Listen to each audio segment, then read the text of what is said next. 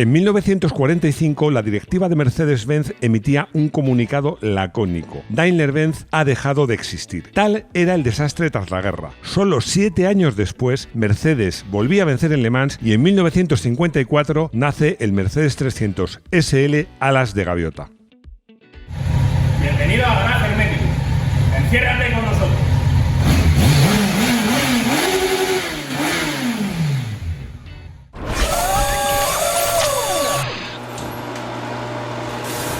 Estamos en nuestro habitual vídeo, patrocinado por la revista 0 a 100, una revista que solo se vende online, os lo recuerdo, para hablar de un coche que para mí pocos coches hay tan míticos como este Mercedes 300 SL, le puede llamar Gullwing o alas de gaviota en castellano, porque es un coche que para muchos está considerado como el primer superdeportivo, pero que sobre todo supuso el renacimiento de una marca que tras la Segunda Guerra Mundial y tras los bombardeos aliados estaba prácticamente en ruinas. Mercedes y el nazismo. Si hay un vídeo en el que vale la pena comenzar desde el principio, pues probablemente uno de los más importantes sea este, porque hay una leyenda negra que planea sobre muchas marcas alemanas, incluida Mercedes, que es su colaboración, más que colaboración diría colaboracionismo con la autoridad nazi, e incluso el uso de esclavos, muchos de ellos judíos, en sus fábricas. Bueno, algunas marcas, por ejemplo Audi, para mí, de forma valiente, muy valiente, ha reconocido que Richard Brandt, que es una persona que está considerada el fundador de la Auto-Unión, era afiliado al partido nazi. Aunque para mí, os diría que más escandaloso o más sorprendente, si queréis verlo así, resulta la relación de la familia Quandt. La familia Quandt, para que lo sepáis, fueron los dueños de BMW en su totalidad, ahora son accionistas mayoritarios y tuvo una relación muy estrecha con el régimen nazi. Incluso se apropió pues, de bienes de los ciudadanos judíos. En un comunicado que se hace referencia a un comunicado de la marca BMW a su pasado nazi y se dice que es doloroso y nos avergüenza. Aunque en 2007 uno de los portavoces de la familia, Sven Quandt, zanjó el tema con un escueto: todas las familias tenemos un pasado oscuro. Sobre este tema, contádmelo en la caja de comentarios, porque a lo mejor merece la pena hacer un vídeo específico. Pero Mercedes era un referente en esa época en cuanto a producción y en cuanto a tecnología. Os recuerdo que en el periodo de entreguerras Mercedes tuvo destacadísimas actuaciones en competición. Y bueno, por eso estaba en el centro de la diana, porque la autoridad nazi tenía mucho interés en que Mercedes trabajara haciéndole vehículos militares y aumentara su productividad, para lo cual le facilitó incluso trabajadores en régimen de esclavitud o de semi-esclavitud, como os decía, muchos de ellos judíos. Esto Mercedes lo pagó muy caro, porque sobre todo al final de la guerra pues hubo bombardeos sobre todas las fábricas de Mercedes que las dejaron destruidas prácticamente en un 85%. De 20.000 empleados, Mercedes pasó a tener solo 1.000. No había materias primas, no había infraestructuras de transporte. Bueno, es que en la mayor parte de Alemania no había ni teléfono, ni suministros de agua potable, ni de electricidad.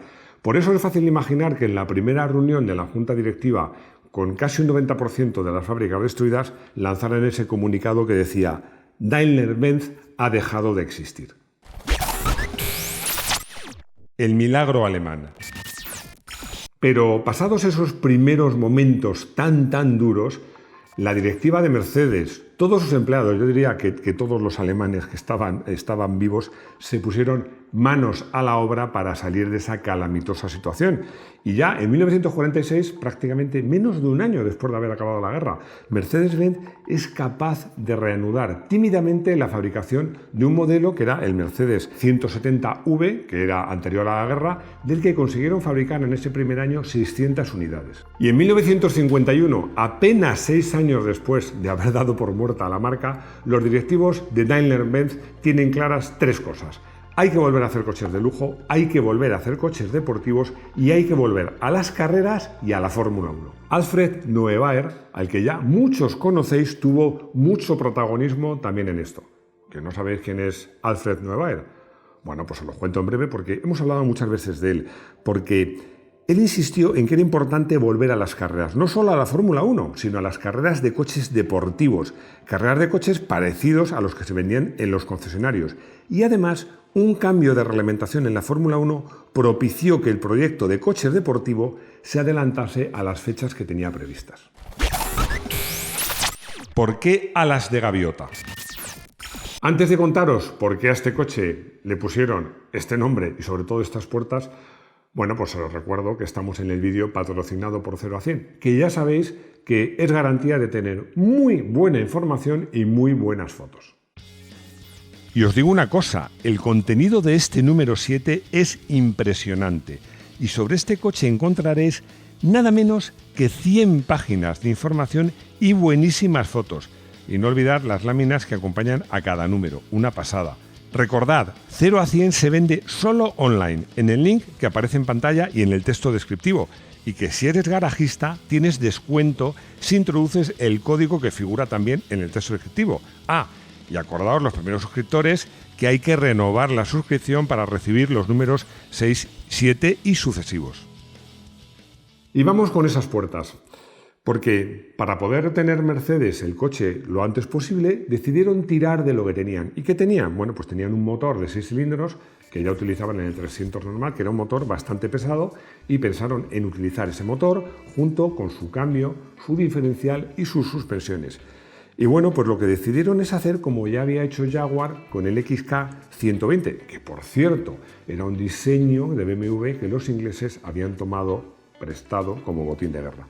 Bueno, la fórmula era muy sencilla, era utilizar una mecánica que ya tuvieran, más o menos de calle, pero con un ligero y rígido chasis tubular y una carrocería aligerada y muy aerodinámica. Para que el chasis tubular fuese lo suficientemente rígido, pues los laterales del coche, es decir, la parte que está a los lados del piloto y copiloto, era muy alto. El chasis por ahí tenía bastante altura para que flexase menos. Y eso impedía poder poner unas puertas como Dios manda. Al principio, al principio no solo en prototipos, sino en coches que corrieron, únicamente se abría lo que es el cristal articulado en la parte de arriba. Y los pilotos podían entrar gracias a que el volante era desmontable, lo cual dificultaba muchísimo entrar y salir en el coche. Al final lo que hicieron fue bajar un poquito el lateral trasero y que, aparte del cristal, una parte de esa zona de la carrocería se abriera hacia arriba, que era la única forma en que se abrieran. Es así como nacen las puertas de alas de gaviota. Como curiosidad, os diré que a los directivos de Mercedes no les gustó nada esta solución. Honestamente no sé el motivo. No sé si porque no se atrevían a utilizarle en el modelo de calle, pero lo cierto es que al público esta solución le encantó. Motor tumbado. Esas puertas de alas de gaviota son el signo más distintivo por el que se reconoce a este modelo, de hecho le da nombre. Pero no es el único rasgo característico, porque otro de ellos es el motor tumbado. Como os decía, Mercedes partió de lo que tenía. ¿Y qué tenía? Tenía un motor de 6 cilindros que era relativamente pesado, no muy potente y sobre todo muy grande. Querían hacer un coche muy aerodinámico y con ese motor tan grandote y tan alto, realmente hacer un morro muy afilado parecía imposible. Pero para un ingeniero ingenioso no hay nada imposible. Y para hacer ese morro más bajo decidieron hacer dos cosas. Inclinar el motor, estoy mirando el guión porque no me acordaba, 50 grados sí, pero se lo inclinaron 50 grados a la izquierda y le pusieron un cárter seco. No sé si sabéis qué es un cárter seco, lo explico súper en breve. Un motor normal, el cárter, pues es la parte de abajo y es el recipiente donde, digamos, se almacena el aceite. Bueno, antiguamente incluso chapoteaba el cigüeñal ahí y de esa forma se engrasaba. Un cárter seco es que el cárter no es el depósito de aceite, el depósito de aceite va en otro lado y el cárter está prácticamente pegado al cigüeñal. Con estos dos trucos consiguieron hacer un morro, un coche muy aerodinámico con un morro muy bajo y muy afilado. Consiguieron un coche con un CX, que es el coeficiente de penetración en el aire, de solo 0,25, un coeficiente que incluso hoy día sería muy bueno. Y además, como el coche era muy bajito, pues el área frontal era muy reducida. Os recuerdo que la aerodinámica de un coche depende del área frontal, es decir, el tamaño del agujero que tiene que abrir en el aire, y de su CX, es decir, la bondad que tiene su forma, la forma del coche, para penetrar suavemente en el aire. 12 de marzo de 1952. Casi por sorpresa, Mercedes presenta a la prensa el 300 SL, pero todavía estamos hablando de la versión de competición. Pero esto era un hito muy importante, porque no solo suponía que Mercedes supiera y tuviera la voluntad de hacer coches deportivos, sino además significaba la vuelta a la competición. Y la vuelta a la competición con su SL, que bueno, son unas siglas que todavía hoy se usan y que muchos decían que eran las iniciales de Sport Leg o Sport Deportivo Ligero, pero en otros documentos de la firma figura como Super Leg o Super Ligero. Bueno, en el fondo lo mismo me da lo mismo.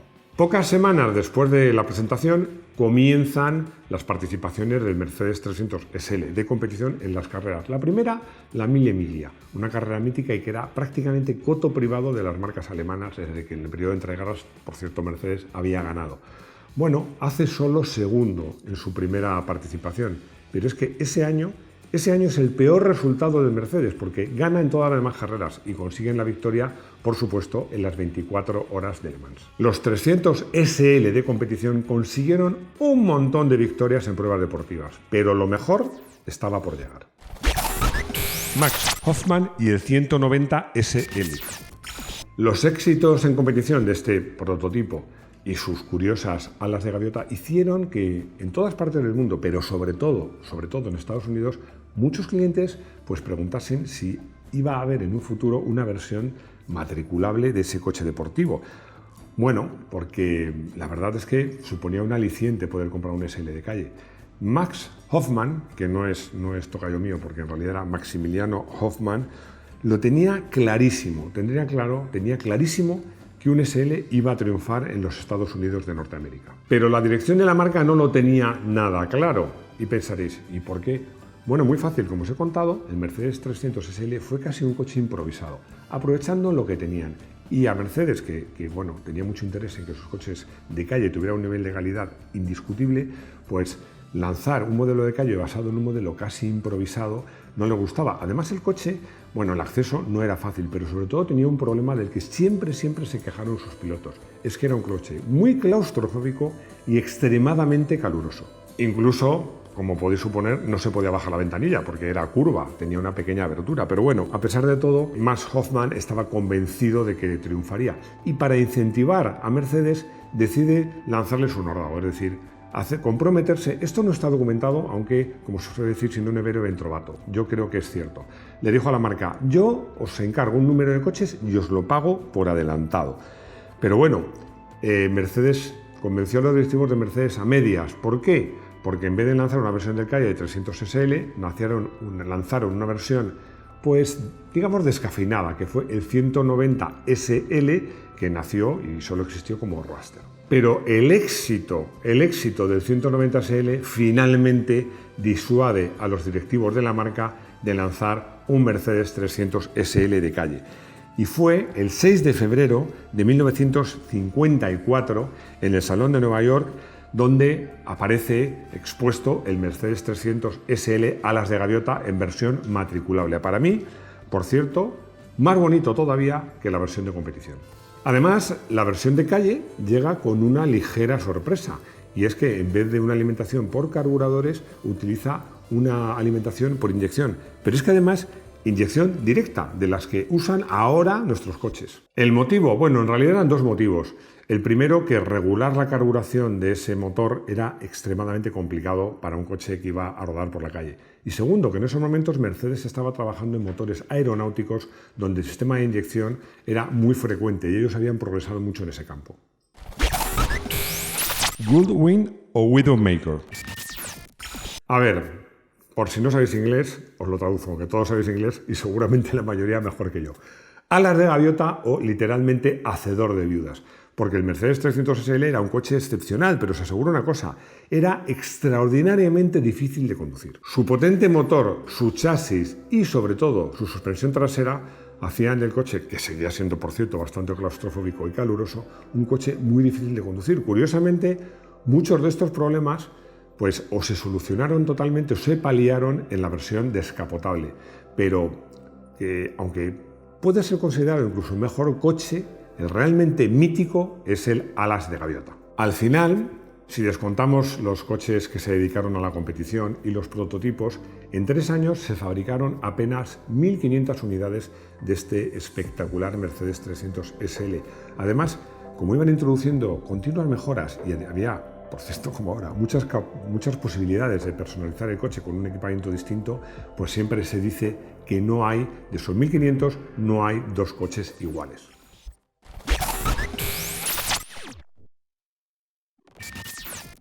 Me he subido, en parado, a un Mercedes 300 SL a las de gaviota. Y os digo una cosa, claustrofóbico es poco, pero sí he podido, en cambio, rodar con un Mercedes 300 SL.